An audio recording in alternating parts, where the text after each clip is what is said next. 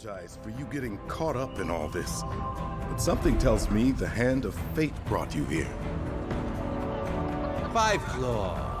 You always arrive just when Rise needs you most. Now that we know... Hey, what's going on, guys? Welcome back to another video. This time around, we're here to talk about the Elder Scrolls Online and their new approach at releasing content. So recently, Zenimax and Bethesda gave me the opportunity of checking out Seasons of the Worm Cult ahead of its release. So this was a hands-off preview event, and then we also got the ability of talking with the development studio afterwards. I have been an Elder Scrolls fan for quite some time, and I've been a big QuakeCon goer, a big Bethesda supporter for years. I have not always been a fan of the Elder Scrolls Online, and that's just me being honest. We're called Second Opinion for a reason.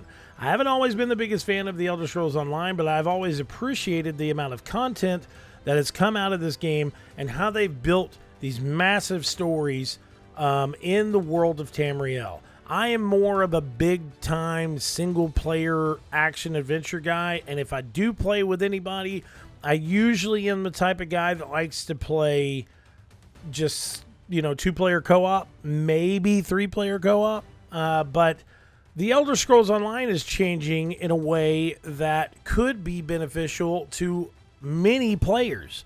So with this Seasons of the Worm, it is not only introducing, a bad enemy group that we saw originally when the game released, but it's introducing new aspects to the world of Elder Scrolls Online. So with this, the development team decided to change it from a chapter release to a seasonal release, and this gives them more flexibility to do things that they've never been able to do, or reintroduce characters that were in the universe way at the beginning of Elder Scrolls Online. Or like this, Seasons of the Worm Cult, it is based, of course, around the Worm Cult, which was the main bad group whenever Elder Scrolls Online was first launched. But they are coming out with this content pass, which is now available. So if you do play Elder Scrolls Online, or if you're thinking about getting into Elder Scrolls Online, the content pass is available for this new update. And the content pass includes a little chunk of stuff that is coming out just this year. So you get bonus mounts, pets, and mementos with this content pass, but you also right now have the ability of playing in the Fallen Banners Dungeon Pack. The Season of the Worm Cults Part 1 starts in June of this year with a new zone and new story. Somewhat after that, in Quarter 3, we have the Writhing Wall event, which is a world-changing in-game event. And then we also have the Feast of Shadows Dungeon Pack. And then in Quarter 4 of 2025, we have the Seasons of the Worm Cult Part 2 with a zone expansion and a story finale. So in this game update, there's a new zone that has been introduced called Solstice. So Solstice is run by elves and, of course, also run by the Argonians. So Argonians are typically more like a swamp type of creature, but this is a tropical area, and that's what really, to me as a gamer, I'm like, wait a second. So, how different are the Argonians going to be in this tropical area compared to the Argonians that are usually more in, swampy areas?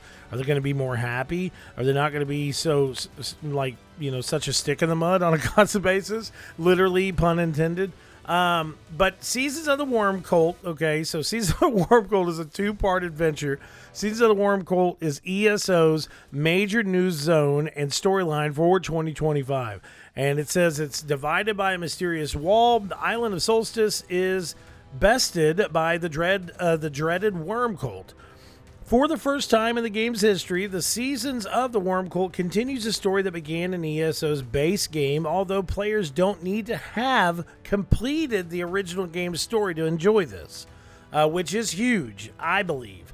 Seasons of the Worm Cult Part 1 does start June 2nd on PC and Mac, and June 18th for Xbox and PlayStation, with Part 2 coming at the end of the year. So, as I said, I'm trying to think of I know somebody is going to end up commenting on this and saying I'm a piece of shit for not saying it right, but Molon Ball, I think is his name, was one of the main guys that I think the Worm Cult really focused in on and like praised as their god. And I have his statue behind me because I'm such an Elder Scrolls freak. Even though I don't really play the game, I'm like, I gotta get the collector's edition. Even though I'm not even playing the game, I gotta get the collector's edition. I got 4 or 5 statues back here behind me with these collector's editions, and I haven't even had time to get into this world and explore it. It's irritating. But anyways, with this Season of the Worm Cult update, there's all kinds of new content that is coming. And of course, as I said, on June 2nd, there is a new zone coming, which is the Island of Solstice, which is fantastic. They're creating new islands. So that, as an Elder Scrolls fan, that does excite me for the future of this game, because does that mean that maybe eventually we're going to even get more islands, more areas of Tamriel that we've never been able to explore before? New stories, new characters. I would even love to see new races put into the world of Tamriel in Elder Scrolls Online. It'd be a really great way of pulling in a big player base. But this is also a really great way of pulling in a big player base, especially having, the Writhing Wall event. And then you, of course, have the dungeon packs. They're also bringing subclassing, and heroes are coming back. So this is a really big part. This is a huge part of the game. So ESO's players, in a free update, ESO is introducing major changes to the game. Featured in this update is the new subclassing system that allows players to replace up to two of their characters' 3 class skill lines with those from the other 6 classes. So if you say you're a mage and you are usually using like electrical powers and all this other stuff, and then you also have a class that you would like to do here and there, but it's a different class. So anytime that you switch to using that playstyle or class, you can only use those type of skills. But with this subclass, you're actually able to mix and match class skill lines to make your own like hybrid character.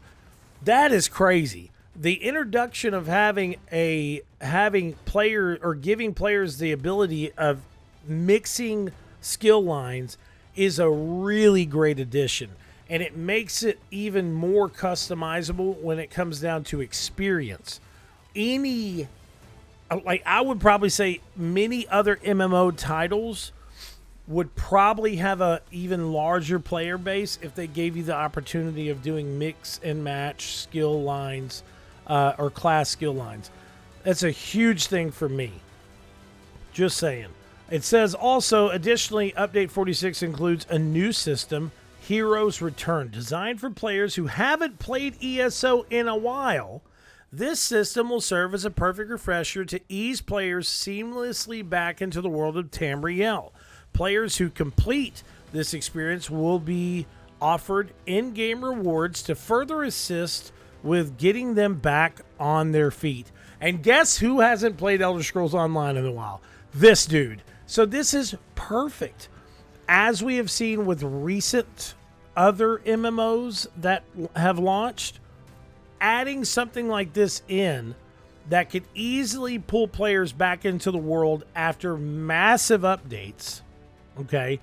As many of the development staff, as we were doing the interview, they had stated this, of saying, hey, listen, there's some people out there that probably haven't played the game in 6 years, so they're coming back and be like, what is all this? What the hell is going on?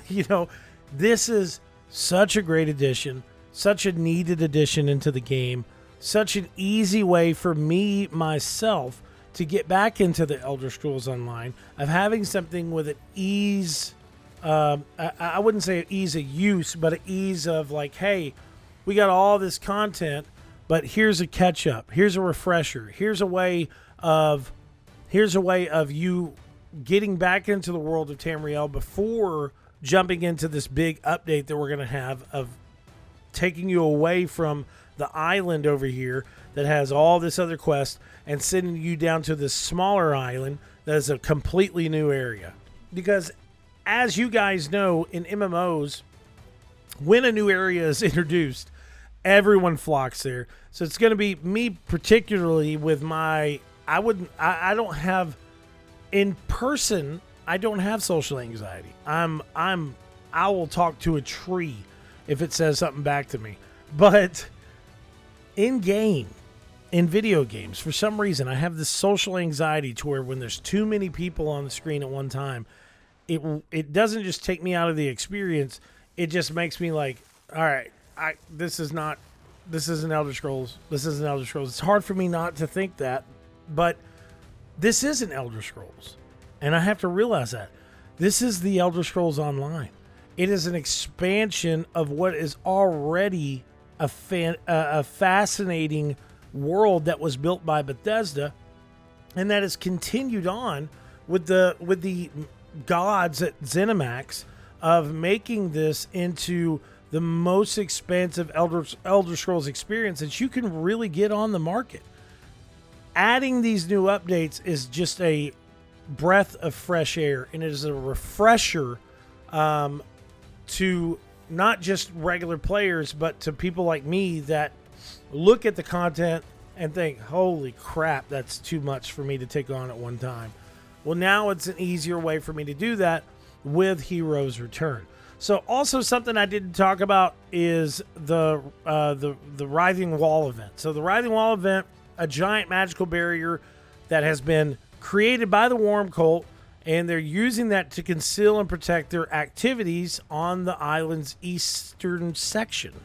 So the Writhing Wall will focus on a world-changing collaborative in-game event later on in the year, which is going to be huge. And it says players must team up to assault the barrier, break through to the other side, and open the door to the Seasons of Worm Cult Part 2, which is, of course, set to happen in Q4 of this year. So that's a huge in-game world event that I think is possibly going to be something really great for a lot of fans of the ESO, but anytime there's a big world event type thing, I'm always down to get in because I want to see how many players kind of get into it, and or I might just be that guy that watches someone stream and be like, holy crap, that's crazy. I don't know. I know I'm going off the rails, man. Neurodivergent people. But either way, so this is a really big content. It's a really big content update for this game. Okay, this is the largest, I think, the largest and most important update that they've had to ESO in some years. This is a really great way of reintroducing players. It's a really great way of reintroducing content in ways that we haven't seen since the beginning of Elder Scrolls Online. And then, of course, having things like the dungeon packs. You know, in the dungeon packs, each pack features 2 unique PvE 4-player dungeons. And it says here that you can complete each one of those, and each one of those have their own storylines, own challenges, own achievements, and their own awards. And that's in the Fallen Banner packs, which is available right now. And it's also going to be in the Feast of the Shadow event, which is coming in fall of 2025. So, me personally, my overall impressions of what Zenimax is really doing with the Elder Scrolls Online, I think this is great. I think this is a really, really great stance on taking advantage of new content updates and making sure that the players have a variety of content to keep them busy, but also with the seasons, with the chapters changing to seasons, from what the development studio told us, it gives them a little bit more room to breathe and not just constantly be like, okay, we got to do this. Okay, we got to do this. We got to do this.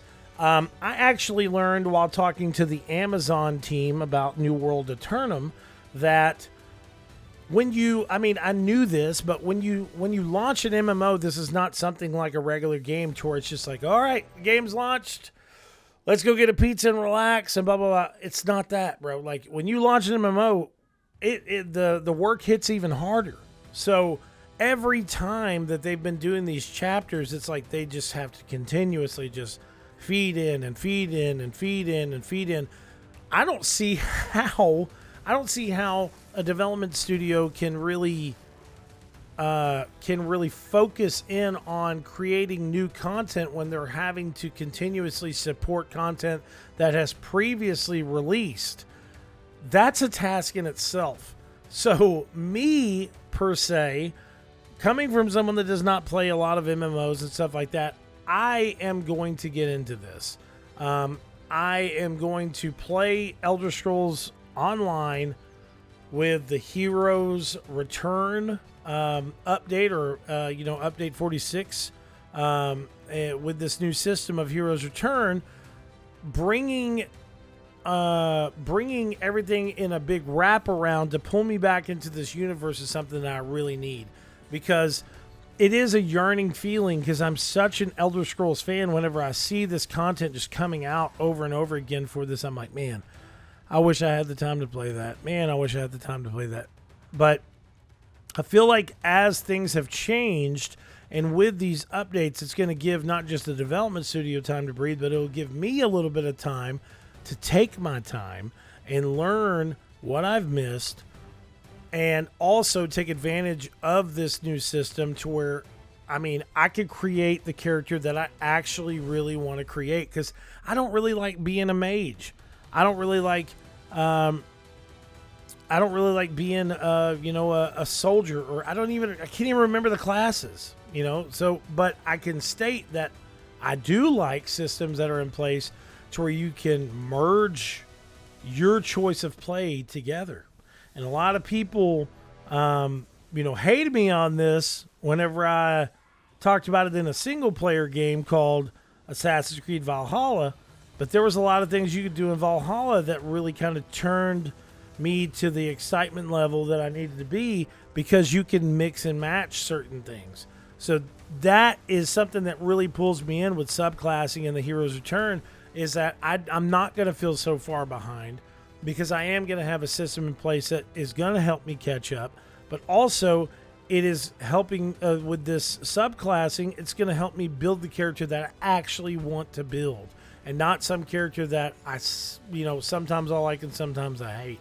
So this is a really big update. As I said, it's a fantastic update. It is, I think it is a really great way for them to kind of introduce Elder Scrolls Online, or reintroduce Elder Scrolls Online, as I said, to previous players that have played it previously, and also players that haven't been there in some time.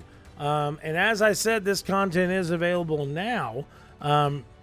There's a multitude of ways of purchasing this, but me particularly, if you're going to purchase this as a PlayStation user, I will tell you that I personally would say to buy the Elder Scrolls Online Content Pass, which is $49.99 for the whole year.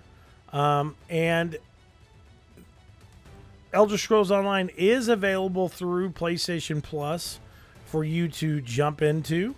The premium edition of the game does come with new customized actions, new mount, new pet, new emote packs, game access, all previous chapters, Seasons of the Worm Cult Part 1, the wall event, Seasons of the Worm Part 2, dungeon packs, unique mounts, pets, and mementos. So all of that in this premium edition, okay?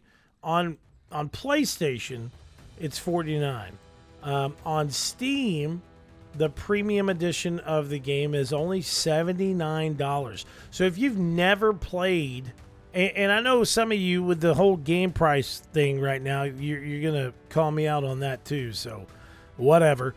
But if you have never played this game before and you're wanting to get into the Elder Scrolls Online and you pay for the premium edition of the game, think about the damn content that you're getting. You're getting the base game, the 2025 content pass, and all 8 previous chapters for $79.